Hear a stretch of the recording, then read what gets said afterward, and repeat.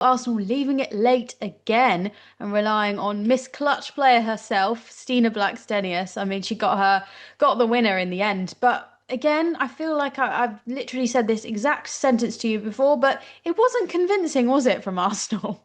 No, it wasn't. I mean, we've got Jenna Clark coming up on the show later on, and they haven't got a win yet. So these are the types of games that you'd expect more from Arsenal. Olivia Smith scoring against her former side, Taylor Hines starting against her former side. Also, Renee Segers has spoken about they're going to be looking for another goalkeeper in the transfer window because Borber ended up starting in this game. So Wubben Moy, Cooney-Cross started in this game as well. I mean, they got the job done. Stina Blackstenius, like one of those players I always compliment a lot because she just gets on with it and does her job. She doesn't probably start as many games as she'd want, isn't playing as much as she'd probably want, but she is the bag lady, isn't she? She literally comes on, bags a goal, and off she goes. So it wasn't convincing, took until the 88th minute.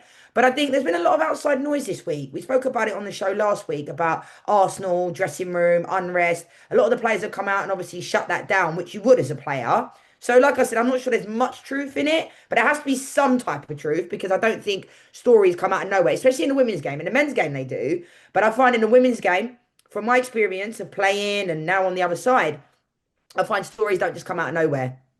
Yeah, because a lot of the players and Renee Slagers were asked about that article that came up in The Athletic, and they've basically responded and said, no, we're fine. Everyone has their difficulties as a club, but there's no issues that are kind of preventing us from getting along well enough. And you see the coherency on the pitch. And obviously, while they struggle with results, they're going to have that. But I don't know whether you ever had this, Leanne, as a player or as a team, does that hit you quite hard if there's outside noise in the media that's really negative around the club?